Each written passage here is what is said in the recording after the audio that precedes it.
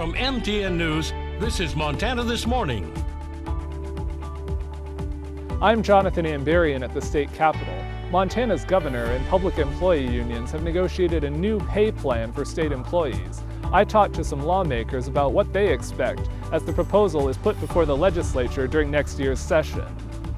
I'm Kristen Merkel in Bozeman, and although Election Day is fast approaching, many residents have not received their absentee ballots in the mail. 6:30 on this Tuesday. Chet Lehman, Matt Elwood with you here. You can see the difference between Bozeman and Helena as far as snow content. Yep. Kind of what we saw around some wind last night on the Norris Hill. I saw that we had some problems there for a Definitely. This morning we have some snow looking west of the divide. Not much, but enough that it does have an impact. Wet roads, ice to black ice possible for a few areas, and other areas the roads are doing pretty well. Temperatures this morning around the 30-degree mark in Butte. Looks like 36 in Belgrade, 33 in Bozeman, so a little variation in our temperatures, and just a couple of degrees makes a huge difference.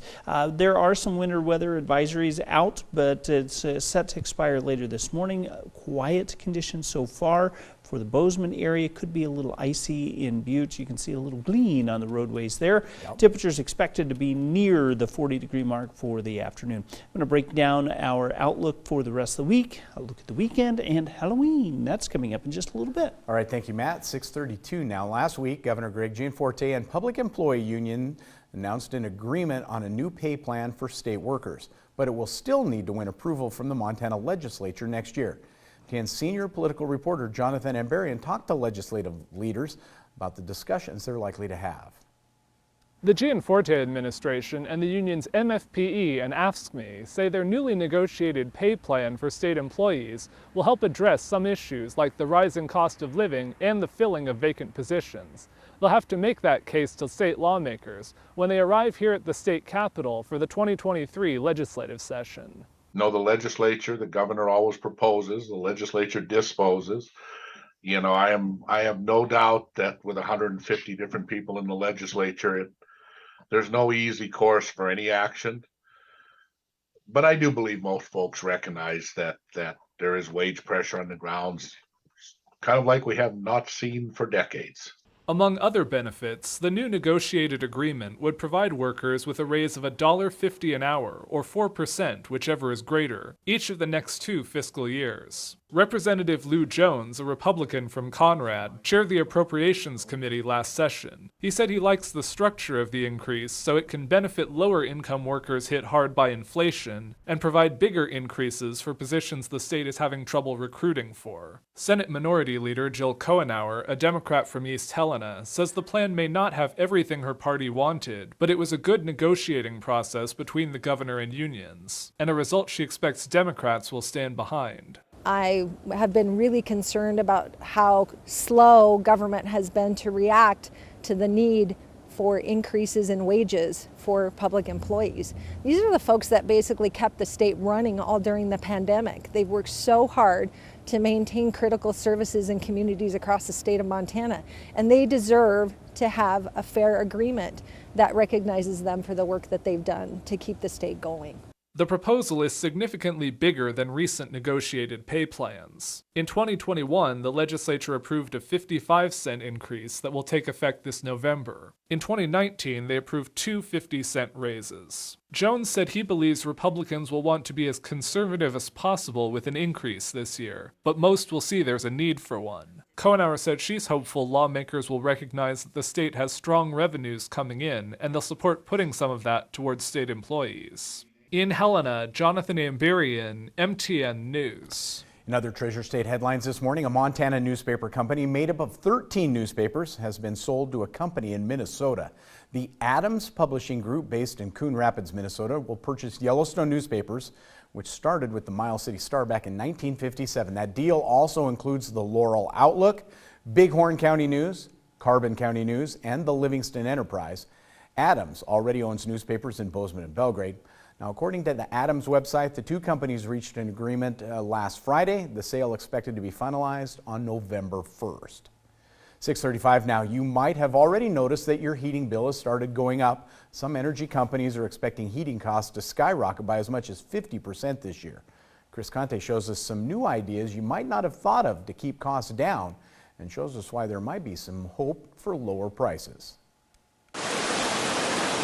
It is very quickly becoming that time of year when the transitioning of seasons signals the arrival of weather not always quite as welcoming.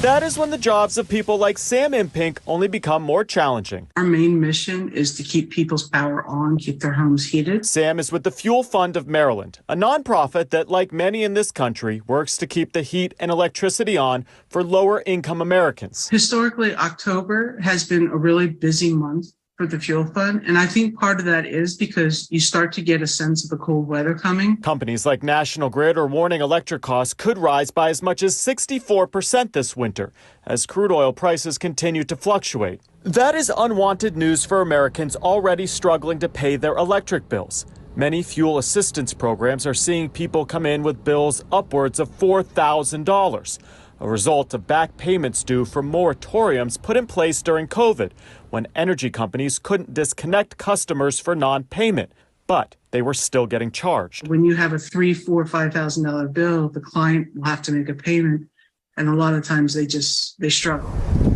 So as seasons change, some tips to consider to help save on energy costs. Some are tried and true, things like setting your thermostat to 65 degrees, layering up when you're at home, even replacing old doors and windows that let out heat. There are other ideas, though, you might not have considered. Turning your bathroom fan off, for instance, checking the insulation in your attic during the fall, and buying drapes that add an extra layer of window insulation. All we can control is to make sure that we have good product and we have a good supply level coming into the heating season. Michael Stavilla is with Suburban Propane.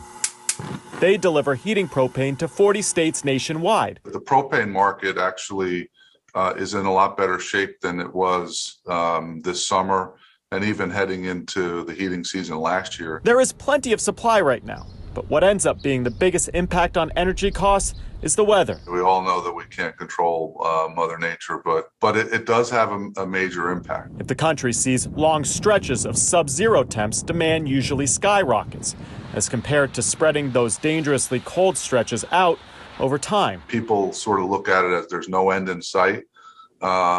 Then absolutely that's going to drive a lot of demand. It's unclear ultimately how much it will cost to heat your home this winter. What is clear, though, is that the seasons are changing. I'm Chris Conte. All right, 6:38, Election Day, just 2 weeks from today. Many residents relying on absentee ballots for their vote, but some still haven't received their ballots in the mail. TN's Kristen Merkel has the details. I'm here at the USPS on Baxter Lane, where many Bozeman residents have complained about not receiving their absentee ballots as Election Day is fast approaching. If we don't get it, we're going to have to go in and do another ballot because they are not taking away our right to vote. Some Bozeman residents like Mike Maller are worried with the untimely service they are receiving that they will not get their absentee ballots delivered in time for Election Day on November 8th, just over 2 weeks away. It started about 4 months ago when mail started to be erratic, maybe every other day, maybe every 3 days. Tammy Parent says she has filed complaints through USPS and believes that USPS and their location on Baxter Lane is to blame for her missing ballot. I have not received my ballot, and I made that complaint also to the Consumer Affairs Division, who notified the Baxter. She has also tried to directly call the Baxter Lane post office. I have tried to contact the local Baxter office. Nobody ever answers. It goes to an old voicemail. Senator